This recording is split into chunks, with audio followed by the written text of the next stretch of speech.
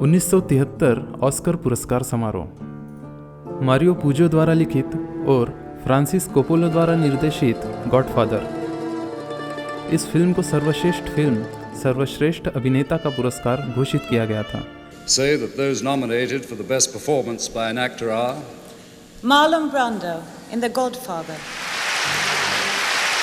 जिसने पूरी दुनिया का ध्यान आकर्षित किया, ऐसे ऑस्कर समारोह में मार्लिन ब्रांडो सर्वश्रेष्ठ अभिनेता पुरस्कार लेने आए ही नहीं। उन्होंने पुरस्कार को ठुकराया और समारोह का बहिष्कार कर अपने एक प्रतिनिधि को मंच पर भेजा। Sachin little feather, native Americans की प्रतिनिधि। पुरस्कार को अस्वीकार करते हुए सचिन ने मंच पर मार्लिन ब्रांडो की भूमिका को स्पष्ट की। हॉलीवुड में मूल अमेरिकियों का प्रतिनिधित्व नहीं। ऑस्कर सहित पूरा उद्योग श्वेत प्रभुत्व वाला है, इसलिए मैं इस पुरस्कार को स्वीकार नहीं करूंगा।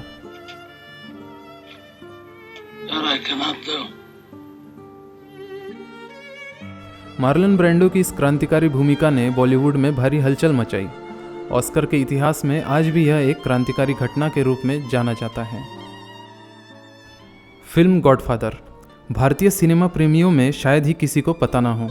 मार्लन ब्रांडो इनके गॉडफादर की तारीफ करते न थकने वाला यहाँ का अभिजात वर्ग भारतीय सिनेमा में दलित पिछड़ों के प्रतिनिधित्व पर चुप रहता है। जॉन लेनन और एमिनेम मंत्रमुग्ध होकर सुनेंगे, लेकिन नागरिक अधिकारों आंदोलनों में उनकी भागीदारी हो या नस्लवाद के खिलाफ होने वाली हिंसा, यहाँ के स्थानीय अभिजात वर्ग की चेतना में गंध भी नहीं करता। समाज के शोषित और वंचित तबके का अस्तित्व जो अभी भी अमानवीय जाति व्यवस्था से घिरा हुआ है, उनकी पीड़ा, उनके दैनिक जीवन के संघर्ष, नई पीढ़ी की समस्याएं एक ऐसा विषय है जिसे मुख्यधारा द्वारा नज़रअंदाज किया गया है।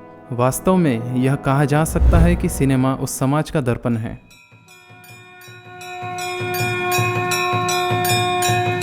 हिंदी भाषी बेल्ट में जातिवाद, मध्ययुगीन मानसिकता का जबरदस्त पगड़ा होने के कारण सिनेमा के माध्यम से दलित शोषित तत्वों के जीवन का खुलासा नहीं किया जा रहा हो।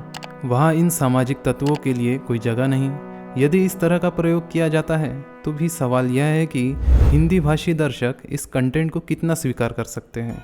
हालांकि हिंदी पट्टे में यह अनुपात बहुत छोटा है, लेकिन यह कहा जा सकता है कि दक्षिण में सिनेमा काफ़ी प्रगतिशील है। हिंदी की तुलना में तमिल और मलयालम सिनेमा अधिक उन्नत है। हिंदी सिनेमा में मिसिंग दलित पहचान यह समय समय पर तीव्रता से दिखाई देती है। इसलिए शोषण के खिलाफ विद्रोह के लिए काले, नीले और लाल रंग का इस्तेमाल कर पा रंजीत को काला और काबाली जैसी फिल्में बनानी पड़ी। दक्षिण तमिल भूमि में दलित सिनेमा की एक नई लहर उभर रही है, जिसने द्रविड़ सौंदर्य शास्त्र को अंबेडकर के जीवन मूल्यों से जोड़ा। नायक भी हमारे होंगे, कहानी भी हमारी होगी, ऐसा कहते हुए नए युग के नए अंबेडकरवादी अपनी जगह की मांग किए बिना मुख्यधारा में अपना स्थान बना रहे हैं। सिनेमा दक्षिण भारतीय समाज के दैनिक जीवन का एक अभिन्न अंग बना हुआ है। इस माध्यम ने यहाँ के लोगों के मन में इतनी मजबूत पैठ बना ली है कि यहाँ के सामाजिक राजनीतिक परिवर्तन भी इसी सिनेमा के कारण हुए हैं। यदि इस सिनेमा के परिवर्तन पर करीब से नज़र डालें तो हम पाएंगे कि इसका सीधा संबंध द्रविड़ आंदोलन से है। पेरियार के सामाजिक पुनर्जागरण के बाद द्रविड़ का गढ़ उभरा। बाद में अन्नादुराई और करुणानिधि ने द्रविड़ विचारधारा का प्रचार करने के लिए कुशलतापूर्वक नाटक और सिनेमा का इस्तेमाल किया। करुणानिधि ने पहली बार तमिल सिनेमा को पौराणिक कथाओं से बाहर निकाला। समुदाय को संबोधित करने वाली फिल्मों को लॉन्च करने की नींव रखी। उन फिल्मों का मुख्य उद्देश्य ब्राह्मणवादी पितृसत्तात्मक व्यवस्था का उपहास करना और जाति व्यवस्था पर हमला करना था। करुणानिधि ने इन फिल्मों में हल्के फुल्के हास्य के साथ समाज की कुरीतियों पर आलोचना करने का मौका नहीं छोड़ा, जिसने मास की अपील की। यह तमिल सिनेमा की पहली कड़ी थी। हालांकि बाद के राजनीतिक परिवर्तन के बाद सिनेमा का अर्थ धीरे धीरे बदल गया, लेकिन सिनेमा ने अपनी मूल द्रविड़ार स्थिति को नहीं छोड़ा। शिवाजी गणेशन और एम.जी. रामाचंद्रन ने सिनेमा के माध्यम से इस सामाजिक आंदोलन को आगे बढ़ाया। सोचने वाली बात यह है कि हॉलीवुड में जो वाइट सेवियर कॉम्प्लेक्स है, वही यहाँ अलग तरह से सवर्ण सेवियर के रूप में काम करता था। 80 और 90 के दशक में रजनीकांत और कमल हासन जैसे सुपरस्टार के उदय के साथ तमिल सिनेमा में मसाला की लहर शुरू हो गई। एक और द्रविड़ आंदोलन ने राजनीतिक आयाम लेना शुरू किया और दूसरी ओर तमिल सिनेमा का अर्थ अपने आप बदल रहा था। इन सभी घटनाक्रमों के कारण दलित विषयों को एक बार फिर तमिल सिनेमा से पूरी तरह बाहर रखा गया था, लेकिन यह काफ़ी हद तक स्थानीय साहित्य में परिलक्षित हुआ। इस वर्ग को एक ऐसे फिल्म निर्माता की ज़रूरत थी जो प्रस्तावित तमिल सिनेमा के सभी मानदंडों को तोड़ दे और नई दलित नैरेटिव की फिल्म बनाए, जिससे प्रस्तावितों को पसीना छूटे, जो उनकी पहचान के बारे में अनअपोलोजेटिक होगा और वास्तविक जीवन में भी दलित आंदोलन का हिस्सा होगा। दक्षिण सिने सृष्टि में यह कमी केवल 30 साल के एक आक्रामक निर्देशक पा रंजीत ने पूरी की।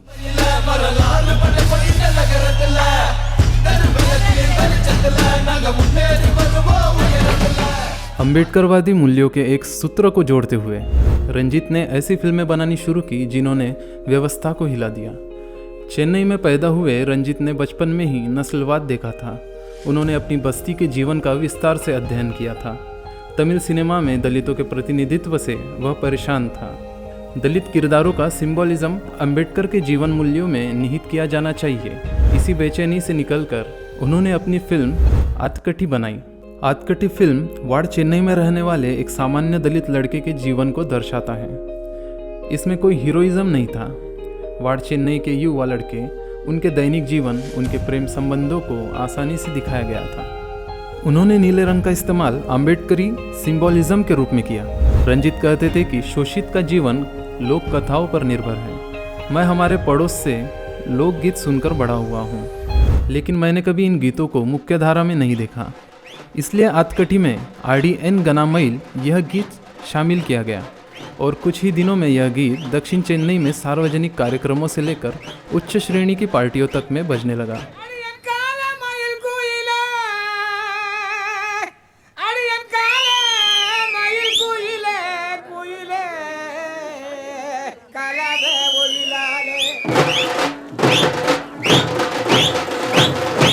उनका पहला प्रयास दलित पात्रों के जीवन को मानवीय बनाना था और पहले ही प्रयास में यह युवा निर्देशक क्या क्या कर सकता है इसका अंदेशा प्रस्थापित सिनेमा इंडस्ट्री को होने लगा। मद्रास रंजीत की दूसरी फिल्म है। स्थानीय भाषा में उत्तरी चेन्नई, मद्रास या वड़ चेन्नई मूल शहर का एक हिस्सा है।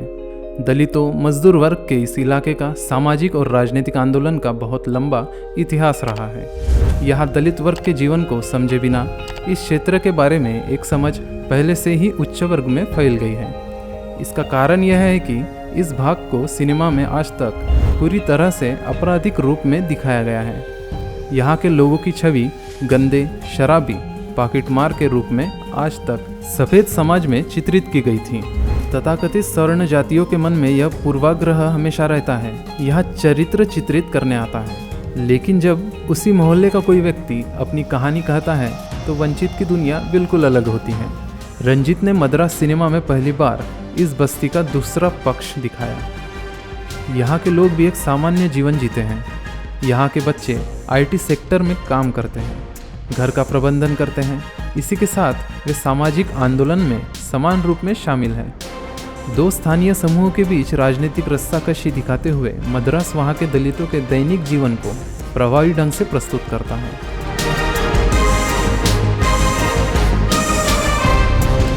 मद्रास ने बॉक्स ऑफिस पर धमाल मचाया। वास्तव में मद्रास सिनेमा को नया विषय रखने का लिटमस परीक्षण कहा जा सकता है। मद्रास की भारी सफलता के बाद रंजीत ने सुपरस्टार रजनीकांत के साथ अपनी तीसरी फिल्म कबाली बनाई।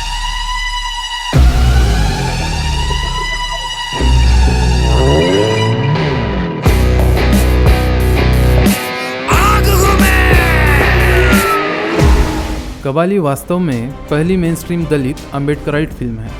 हालांकि इस बार फिल्म की पटकथा दूर के मलेशिया के तमिल अप्रवासियों के एक समूह के इर्द गिर्द घूमती रही।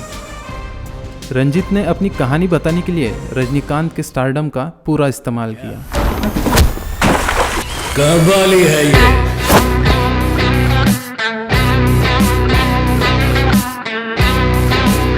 इस फिल्म में रजनीकांत यानी कबाली को उस प्रवासी श्रमिक वर्ग के नायक के रूप में दिखाया गया है। कबाली ये मेनस्ट्रीम तमिल इंडस्ट्री के मुंह पर एक सनसनीखेज थप्पड़ था। पिछले 2 दशकों से रंजीत ने कव्वाली से सिनेमाई लिबर्टी के प्रतीकों को सचमुच तोड़ दिया है। आज तक दलित नायक फटे कपड़ों में, श्रीन शरीर के साथ, असहाय, कमज़ोर, उसने सभी स्टीरियोटाइप दृश्यों को खारिज कर दिया। कव्वाली किसी के सामने झुकता नहीं था। रंजीत ने कव्वाली में व्यवस्था के खिलाफ सामाजिक न्याय के लिए जमकर लड़ने वाला किरदार खड़ा किया। ट्रेलर देखने के बाद अभिजात्य वर्ग के दर्शकों में एक राय बन गई थी कि रजनीकांत बादशाह तलापति की भूमिका में लौट रहे हैं। लेकिन कव्वाली में अलग अलग सबटेक्शंस और प्रतीकों के साथ 2.5 घंटे के ऑन स्क्रीन एंट्री से अंतिम दृश्य तक एक निडर अम्बेडकराइट नायक को दिखाया गया है।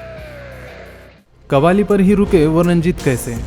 रंजीत ने एक बार फिर वही रजनीकांत को लिया और काला बनाई। काला अम्बेडकर के असर्शन का सर्वोच्च रूप है।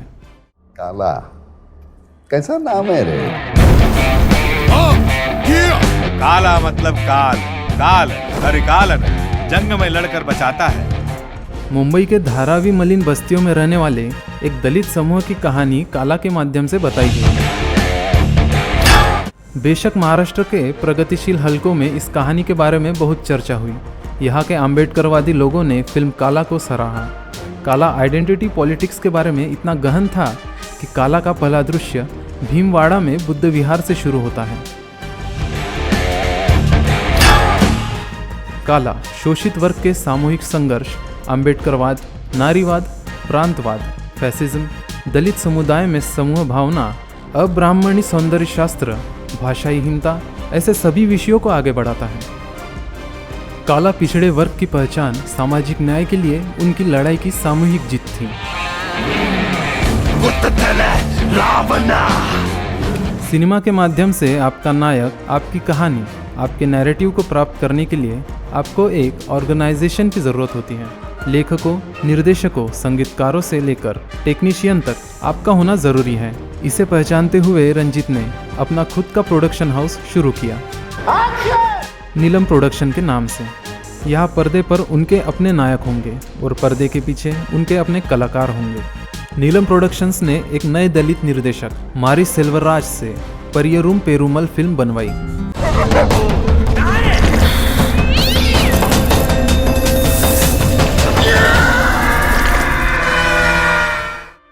यह फिल्म एक दलित छात्र की कहानी बताती है जिसने कानून की पढ़ाई की और बाबा साहब आम्बेडकर जैसे वकील बनने का सपना देखा। हमारे समूह के साथ अन्याय होता है क्योंकि हमारे पास शिक्षा नहीं है। कानून और व्यवस्था के संरक्षक यह जाति भेद को बढ़ावा देते हैं। इसलिए यदि आप सीखते हैं और एक वकील बन जाते हैं तो अपने समूह की आवाज़ उठाने वालों में एक वकील आप होंगे। यह सलाह की वजह से प्रियरूम वकील बनने के लिए कॉलेज में आता है। लेकिन शुरुआत से अंत तक फिल्म ने बहुत प्रभावी ढंग से दिखाया कि वास्तविक समाज में जाति कैसे काम करती है। दलित सिनेमा का नया कारवा जिसे रंजीत ने पेरियार की तमिल भूमि में स्थापित किया है, एक बहुत विश्वसनीय बात है। आज नीलम प्रोडक्शन के कई प्रोजेक्ट चल रहे हैं। कई उपेक्षित वर्ग के नए निर्देशक, लेखक, संगीतकार हमारी अस्वीकृत दुनिया को कला के माध्यम से चित्रित कर रहे हैं। Web series, film, hip hop के माध्यम से विद्रोही आवाज़ को बुलंद किया जा रहा है। हिंदी भाषा में भी ऐसे प्रयोगों की ज़रूरत है जिससे बॉलीवुड में शोषित वर्ग की अधिकतम आवाज़ पहुँचे।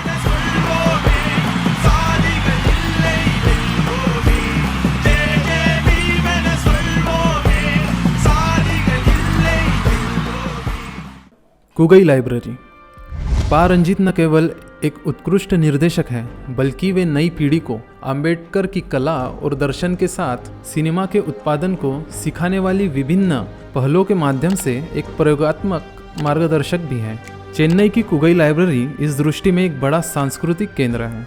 कुगई लाइब्रेरी नामक उनकी पहल नई पीढ़ी के अम्बेडकराइट निर्देशक, पटकथा लेखक, संगीत निर्देशक, गीतकार निर्माण कर रही है। निजी जीवन में बसने के बाद पा रंजीत का यह पहला प्रयोग है। एक पुस्तकालय जहां मलिन बस्तियों के लड़के आएंगे और मार्क्स, अंबेडकर, पेरियार को पढ़ेंगे। जहां नई कला कल्पनाओं का आविष्कार होगा जो शोषित, अन्याय, विद्रोह, प्रतिरोध के जीवन को ऑडियो विजुअल माध्यम से प्रस्तुत करना चाहते हैं। जो रंजीत द्वारा शुरू किए गए दलित सिनेमा आंदोलन का हिस्सा बनना चाहते हैं उन सभी युवाओं के लिए यह पुस्तकालय एक सांस्कृतिक केंद्र होगा। कुगई से रैपर बच्चों को एक साथ लाकर कास्टलेस कलेक्टिव्स नाम का एक म्यूजिकल बैंड शुरू किया गया।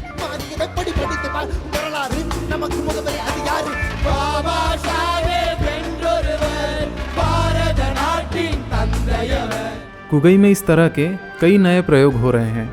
हालांकि नीलम प्रोडक्शन आज एक सुंदर पौधा बन गया है, लेकिन इसके बीज इस कुगई में बोए गए हैं। कवाली काला पेरियरुम पेरुमल कुगई का ही आउटपुट है।